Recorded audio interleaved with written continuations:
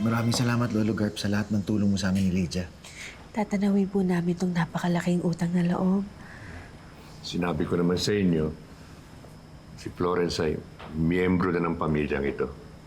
At kahit magpalit man siya ng apelyido, mananatili siyang miyembro ng tahanang ito. Mawalang galang na po doon, Terrell. May nakakita na po ba doon sa tunay na pumatay sa tunay na nanay ni Florence? As a matter of fact, hindi pa. Ayon sa aking pagsisiyasat, nananatiling unsolved ang pagkamatay ni Aliana Almero. Unsolved o unresolved? Dissolved. At yan ang kinakatakot ko. Delikado pa rin ang buhay ni Florence kasi may danger pa rin ang mga Almeros. Sandali. Do you remember anything that night nung pinulot ninyo si Florence?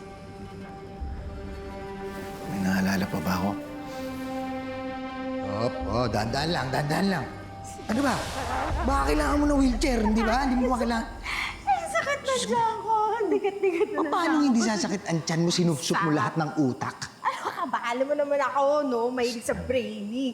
Lalo na pagdating sa bulaluhan. Huwag ka na magreklamo dyan. Ang dami mo rin kinain, okay? Ako nga hindi kumain eh. Wala na kumain. Yung 3 cups of rice na in-order ko nga. Kinuha mo pa yung isa. Talaga. Dali-dali, nahihilo ko. Hala. Ano nga ba sinasabi ko sa'yo? O, sige, mamaya, inom tayo ng gamot. Teka na. Basta, ako na bahala. O, tara na, inaantok ka na.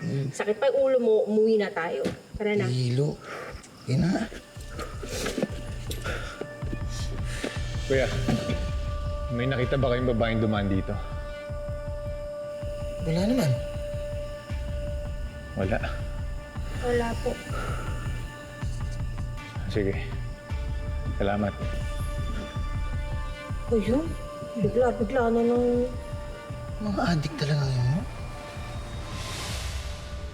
Naalala mo ba itsura ng lalaking ito? Kamukhaan mo ba? Are you okay? Opo, in-allergy lang po ako kasi hindi po talaga ako siguro sanay sa sobrang linis na kwarto. Look, I don't blame you kung ayaw mo ako makita o ayaw mo ako makausap. Nagpunta na ako dito to say, I'm sorry.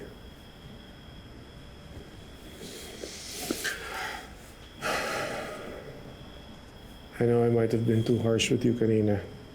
Pero sana maintindihan mo saan ako nanggagaling. I lost you once, Celestina. And it broke my heart. Now that I have you, gagawin ko lahat para protektahan ka. Pero naging kaibigan ko na rin po yung mga Ferrell brothers. At napalapit na rin po kay Lola Carp dahil matagal ko po siyang nakasama. Parang isang pamilya na po kami. Talaga po bang pati sa kanila kailangan niyo akong paiwasin? Ipapakita ko sa'yo.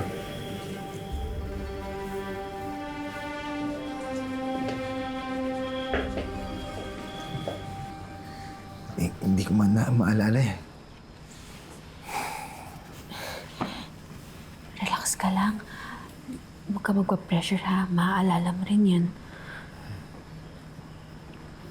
Federico, baka kailangan lang alugin natin ng konti yung brain mo para maalala mo yung mga detalye.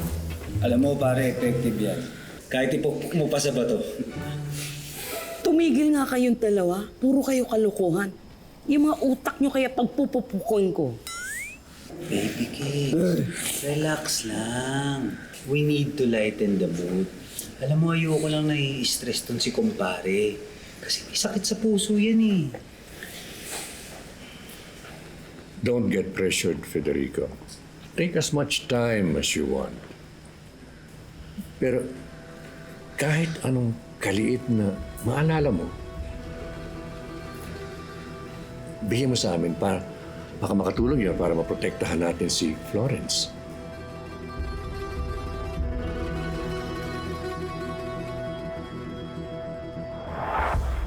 She was the love of my life.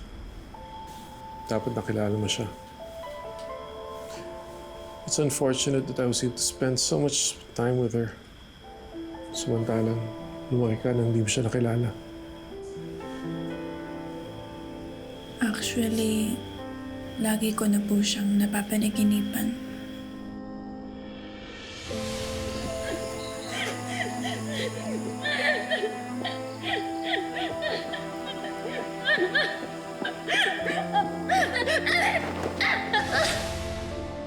Talaga?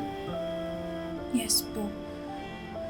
Lagi ko po nakikita yung mukha niya sa panaginip pero hindi ko po alam kung panaginip lang po ba talaga yun or ala-ala na iniwan niya po sa akin. Maybe it's both. She left the memories to show you how much she protected you with all her heart. Tapos yung panaginip, her way of saying na mag-ingat ka sa mga kalaban ng pamilya.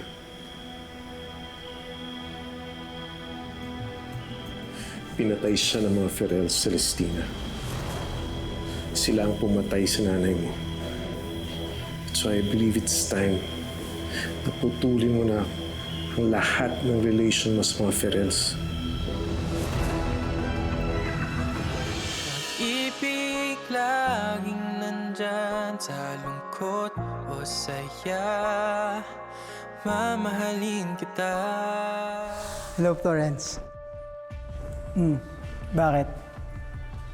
Miss mo na ako agad, no? Nero, kailangan nating mag-usap. Kumusta tulog mo? Okay naman? Totoo, hindi talaga ako nakatulog kagabi. Dahil lagi ko iniisip yung sinabi ni Don Ferrell. Na dapat malaman natin kung sinong pumatay kay Aliana. Wala ka man lang ba naaalala, pare? Kahit ano. Konti-konti, naalala ko siguro yung hugis ng ulo, hugis ng mata. Di ba pag may suspect, dinodrawing yan eh. Tama, yung ano, ang tawag dyan. Cartographic sketch artist. Yan mismo. Bakit kailangan niyo po akong mausap kung wala naman ako ginawang masama? It's because mayroong gustong kumuusap sa'yo, Florence.